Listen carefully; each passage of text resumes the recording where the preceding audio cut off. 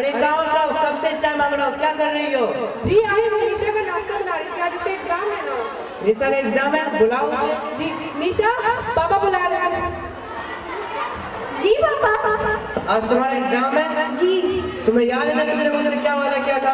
अगर तुम इस बार भी सिलेक्ट नहीं हुए तो तुम्हें मेरी बात माननी पड़ेगी। जाओ आओ। तुम अभी तक यही हो, अपने ससुराल क्यों नहीं गई? मैं वहाँ नहीं जाना चाहती हूँ, वो लोग मुझे बहुत परेशान करते हैं दहेज के, और आहिल ने भी मुझ पर कल हाथ उठा दिया था। अरे ये छोटी मोटी बातों के लिए अपना घर नहीं चला करती, अपनी माँ से पूछो घर कैसे बसाते हैं। मैं अभी दमाजी को फोन करता हूँ, तुम अभी जाके तैयार हो जाओ। देखा आप लोगों ने, निशा पढ़ना चाहती है तो उसके माँ बाप पढ़ाना नहीं चाहते, और एक हमारे बच्चे हैं नालायक। लेकिन क्या करें, सभी पेरेंट्स को निशा जैसी बेटी और सभी निशा को आपके जैसे पेरेंट्स कहाँ मिलते हैं। तो फिर चलिए देखते हैं हमारी कहानी का दूसरा पड़ाव, एग्जाम के दिन की कहानी, और मिलते हैं अपने दूसरे किरदार से। तुम घबराओ मत बेटा, मैं तुम्हारे साथ हूँ। अगर तुम्हारा इस बार भी सिलेक्शन नहीं हुआ तो फिर तुम दूसरे फील्ड में ट्राई कर लेना। अगर तुम्हें मेरी कभी भी जरूरत पड़े तो तुम मुझे याद कर लिया करो। क्या हुआ, तुम क्यों रो रही हो? यार मेरा एग्जाम अच्छा नहीं गया, मुझे लगता है मैं इस बार भी सेलेक्ट नहीं हो पाऊंगी। कोई बात नहीं, अगली बार ट्राई कर लेना। ये तुम्हारा कौन सा अटैम्प्ट है? दूसरा। ओ मेरा तो तीसरा है, तुम रो मत, मैं तुम्हारी पढ़ाई में मदद कर। नहीं यार, ये मेरा आखिरी मौका है, अगर मैं इस बार भी सेलेक्ट नहीं हुई तो मेरे पापा मेरी शादी करा देंगे। क्या शादी? अगर तुम्हें नहीं करनी तो मना कर दो ना। नहीं कर सकती, मैंने बहुत जिद करके उन्हें यूपीएससी के एग्जाम के लिए मनाया था।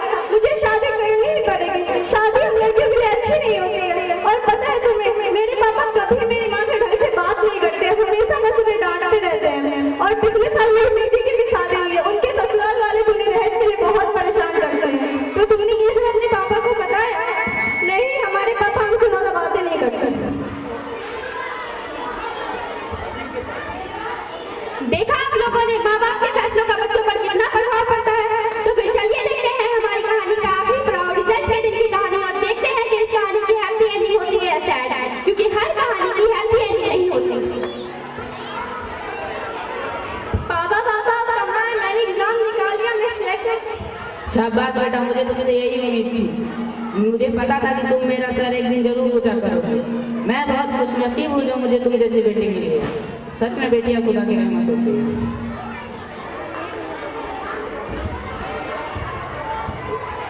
क्या हुआ निशा, क्यों रो रही हो तुम? दीदी, इस बार मेरा एग्जाम में सिलेक्शन नहीं हो पाया। अब लगता है तुम्हारी जिंदगी भी मेरे जैसी हो जाएगी। अच्छा तुम रो मत, मैं माँ को बुलाती हूँ।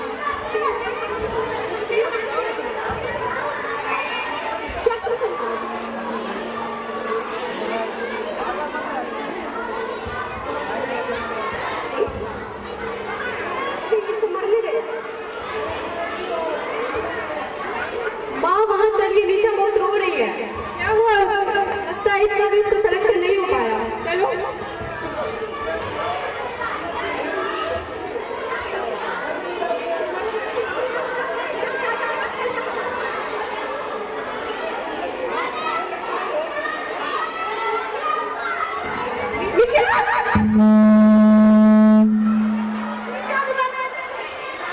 अरे निशा, क्या हुआ बेटी? निशा निशा उठो। क्या सुसाइड नोट? प्यारे पापा, मैं इस बार भी सिलेक्ट नहीं हो पाई, मुझे माफ कर निशा उठो। मैं एग्जाम में सिलेक्ट नहीं पाए। आपके पापा, आपके मामा के साथ माहौल की वजह से मैं पढ़ाई नहीं कर पाई। दीदी की जैसे बर्बाद जिंदगी नहीं जी सकती मैं। प्यारे पापा माफ कर दे, सॉरी। निशा मुझे माफ कर दो। मैंने अपनी वजह से एक बेटी तो खो दी, लेकिन मैं अपनी दूसरी बेटी नहीं खोना चाहता। तुम जो चाहती हो वो तुम्हें बनाऊंगा, तुम जो चाहती हो वो तुम्हें बनाऊंगा। तुम्हें अब ससुराल जाने की कोई जरूरत नहीं है। आज मैंने अपनी वजह से अपनी बेटी को खो दिया। मुझे पहले ही अपनी बेटी के लिए आवाज उठाना चाहिए थी। मेरी चुप्पी ने आज मेरे बच्चों की जिंदगी बर्बाद कर दी। मुझे माफ कर देना नहीं चाहिए, सिर्फ आपकी वजह से हुआ है।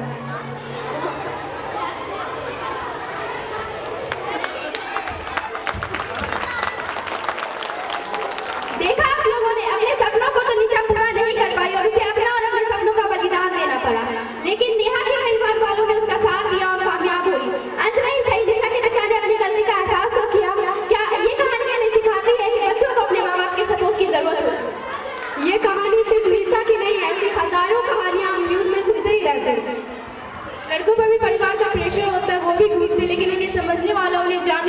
we need it.